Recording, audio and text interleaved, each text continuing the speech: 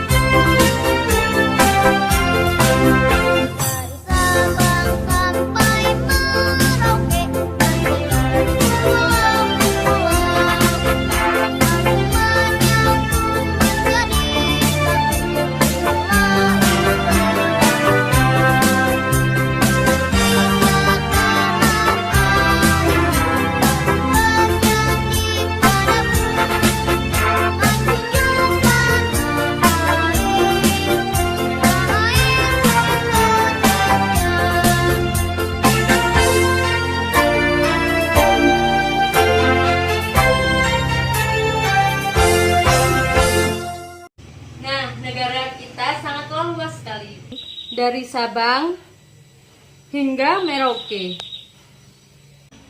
Negara kita tidak hanya luas saja, tapi banyak sekali kekayaan sumber daya alam yang ada di Indonesia.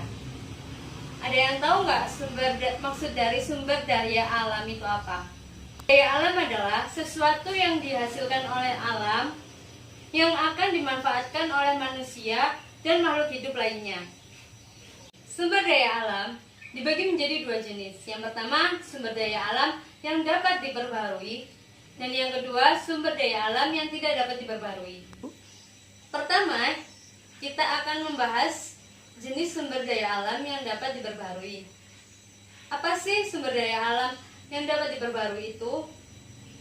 Sumber daya alam yang dapat diperbarui adalah tidak akan habis jika kita menggunakannya secara terus-menerus. Kenapa kok bisa sumber daya alam yang dapat diperbarui tidak akan habis? Kenapa? Ayo, ada yang tahu nggak?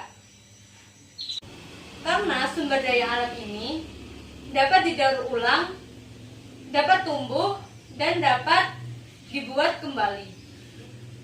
Contohnya seperti apa?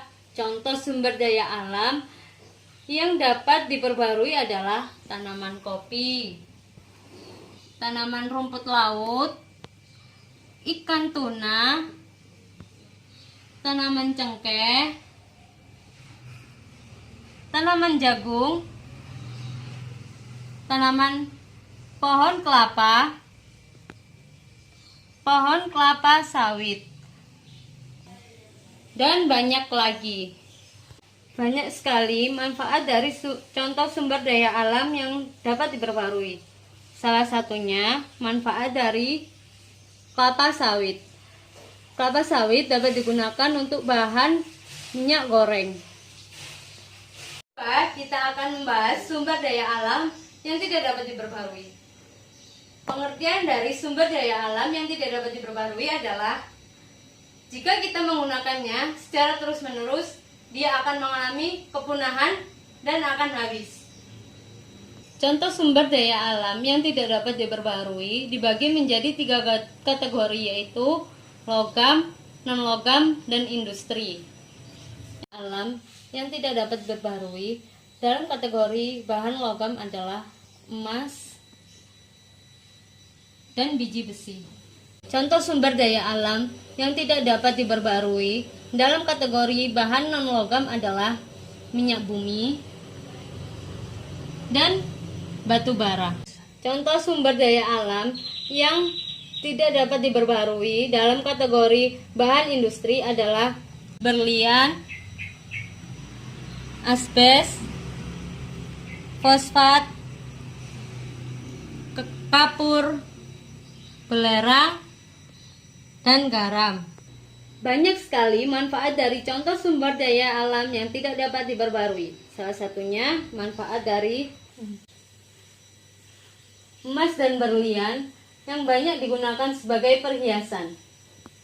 Manfaat lainnya adalah minyak bumi yang bisa digunakan untuk bahan bakar bensin, minyak tanah, dan LPG. Daerah di Indonesia menghasilkan sumber daya alam yang berbeda-beda. Yang pertama, sumber daya alam yang tidak dapat diperbaharui yang terbagi di wilayah Indonesia. Setiap daerah di Indonesia menghasilkan sumber daya alam yang berbeda-beda. Ini contoh sumber daya alam yang tersebar di Indonesia, sumber daya alam yang tidak dapat diperbaharui.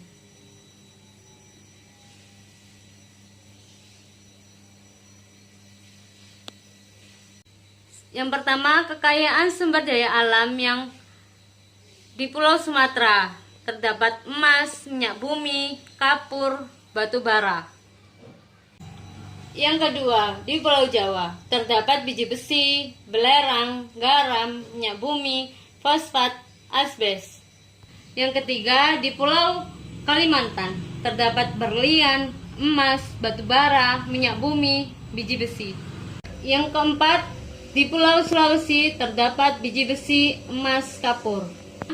Di Pulau Papua terdapat minyak bumi, emas, asbes.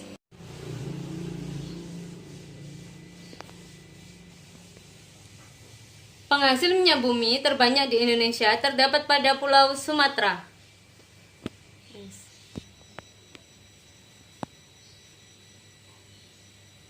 Tambang berlian terbanyak dihasilkan di daerah Kalimantan. Contoh sumber daya alam yang dapat diperbarui yang tersebar di Indonesia adalah seperti ini. Sumber daya alam yang dapat diperbarui di Pulau Sumatera terdapat rumput laut, ikan tuna, kelapa, kelapa sawit, kopi, cengkeh. Yang kedua, di Pulau Jawa terdapat ikan tuna.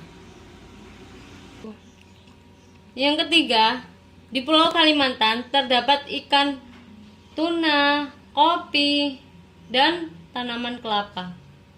4. Di Pulau Sulawesi terdapat jagung, kelapa, dan cengkeh. 5. Di Pulau Papua terdapat jagung, cengkeh, dan ikan.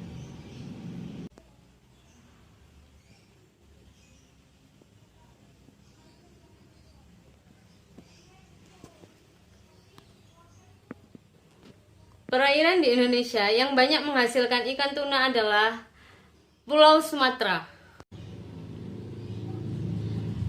Di Sulawesi, penghasil terbanyak tanaman kelapa.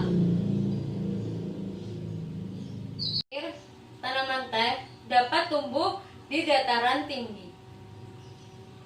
Hari ini kita mendapatkan pembelajaran materi tentang apa saja? Mari kita bahas lagi ya. Kita mendapatkan materi tentang kekayaan alam yang ada di Indonesia. Kita belajar pengertian sumber daya alam, jenis-jenis sumber daya alam, contoh-contoh sumber daya alam, manfaat sumber daya alam. Tanaman teh dapat tumbuh di dataran tinggi.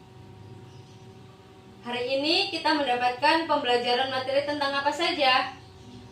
Mari kita bahas lagi ya. Kita mendapatkan materi tentang kekayaan alam yang ada di Indonesia.